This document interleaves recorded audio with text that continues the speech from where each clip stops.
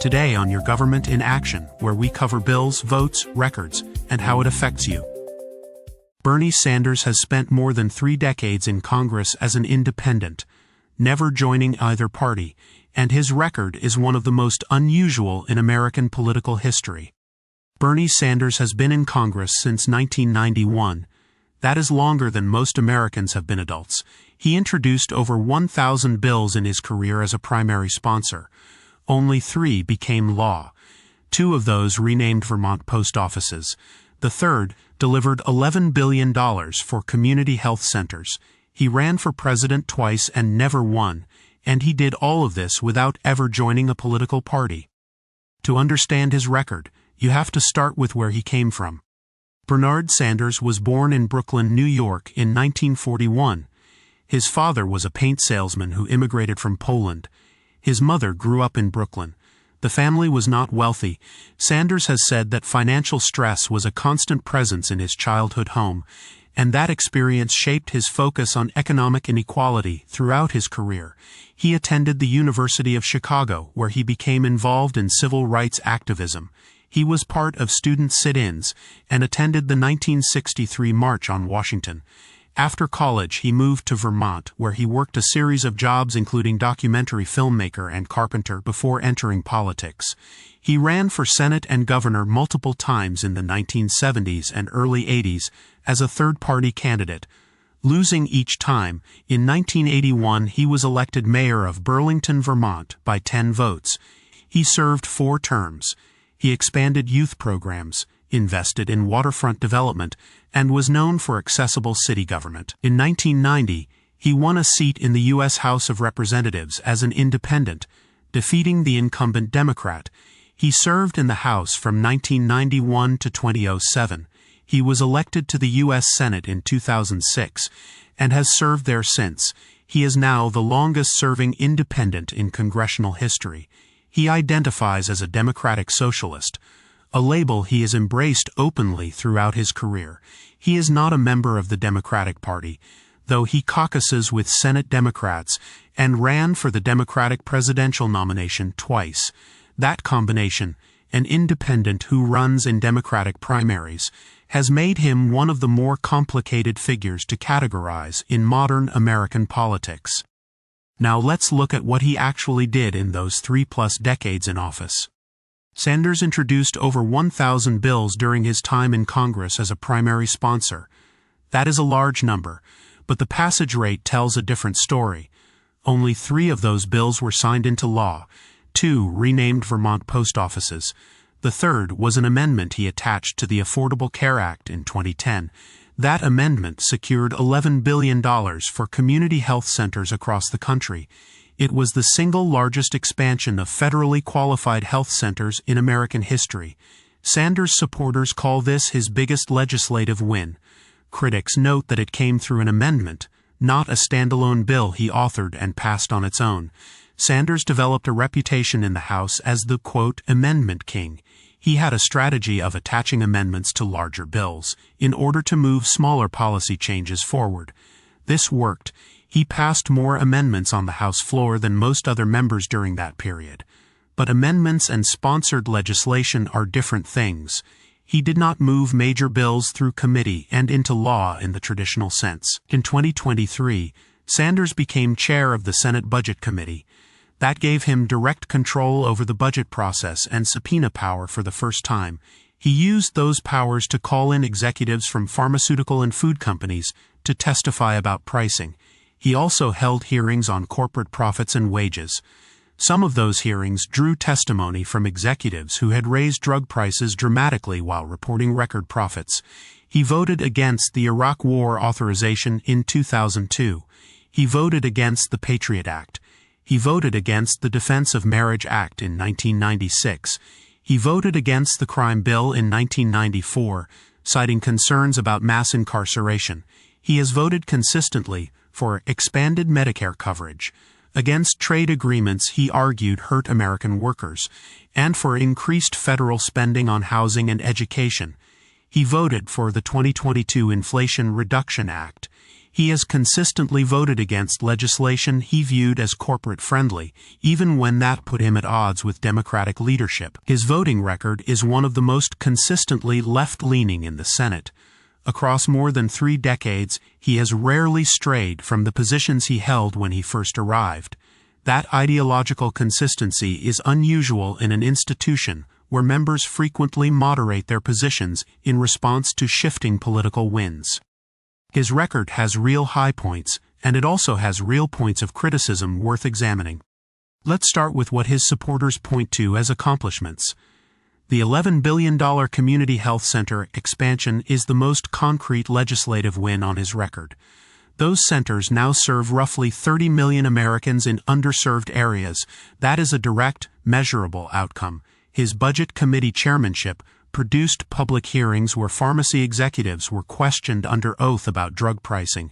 Those hearings drew significant national attention to the gap between drug manufacturing costs and retail prices. His presidential campaigns in 2016 and 2020 pushed Medicare for All into mainstream Democratic debate. Whether that is an achievement depends on your view. The policy did not become law, but it became a major focal point of national health care conversation. Now for the criticisms. His bill passage rate is among the lowest in Congress for a member with his tenure. Over 1,000 bills introduced, 3 signed into law. Supporters argue the system is rigged against progressives. Critics argue that effective legislators build coalitions and move legislation, and that his record shows limited ability to do that. He caucuses with Democrats, but has declined to officially join the party. He ran for the Democratic presidential nomination twice without being a member. Some Democrats argue that created problems, including resentment among party members, who felt he used party infrastructure without full party membership. In 2016, his primary campaign against Hillary Clinton was contentious. Some of his supporters sent hostile messages to Democratic officials. Sanders condemned the behavior, but the fallout contributed to tension between his base and the broader party going into the general election. In 2020, he dropped out in April and endorsed Joe Biden. He was seen as a more cooperative figure that cycle. On foreign policy, his record is more nuanced than domestic. He opposed the Iraq War.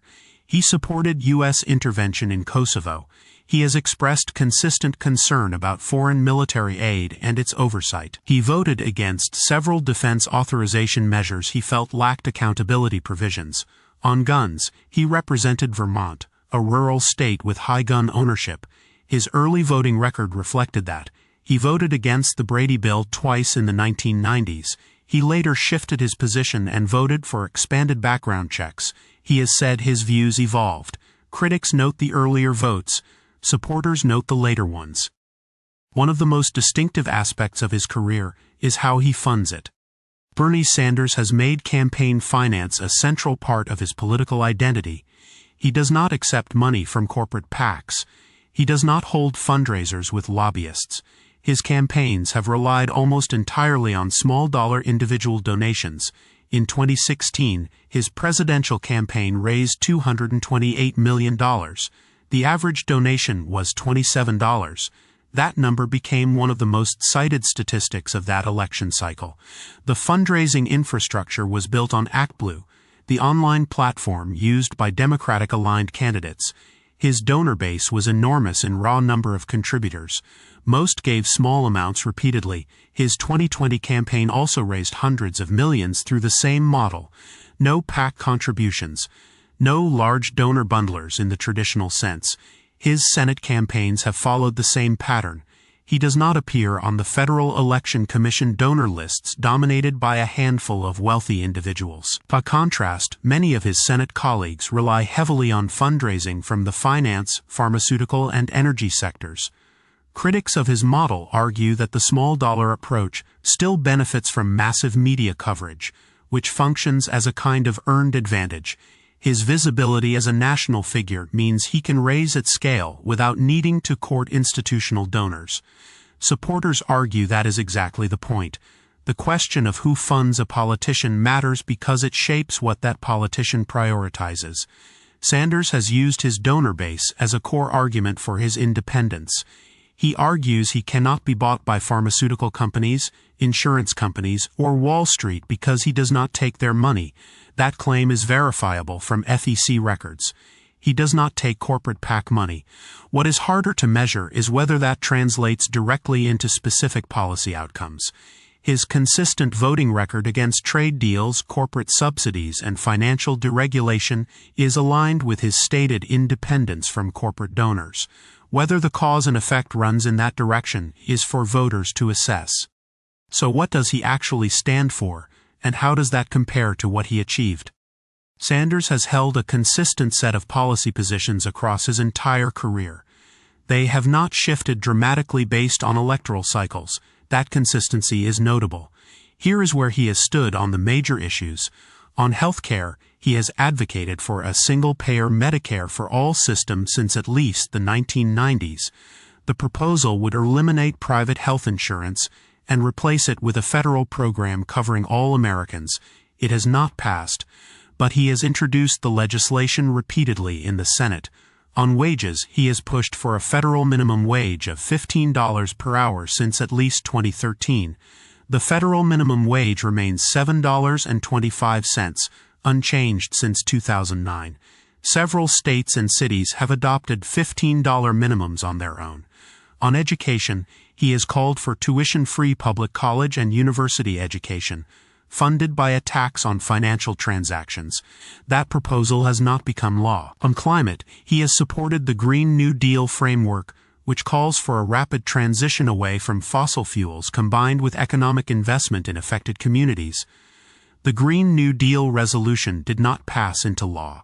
On trade, he has opposed most major trade agreements, arguing they cost American manufacturing jobs. He voted against the North American Free Trade Agreement, the Trans-Pacific Partnership, and other multilateral trade deals. On housing, he has called for large-scale federal investment in affordable housing construction and rent control measures. None of his major housing proposals have become federal law. The pattern across most of his signature issues is similar. He has been consistent. He has introduced the legislation. He has drawn public attention to the topics, and most of the major proposals have not passed. His defenders argue he shifted the window of what is considered politically possible, pointing to the fact that Medicare for All now has majority support in some polls, compared to near-zero mainstream attention in the 1990s. His critics argue that decades in Congress with limited major legislation to his name is a factual record voters should weigh. Both of those things can be true at the same time. Bernie Sanders is the longest-serving independent in congressional history. His record is a mix of consistent advocacy, limited bill passage, one significant amendment win, and 2 presidential campaigns that reshaped national debate without reaching the White House. Whether you see that as a failure or a success depends on what you think Congress is for. That is a question worth asking about every representative.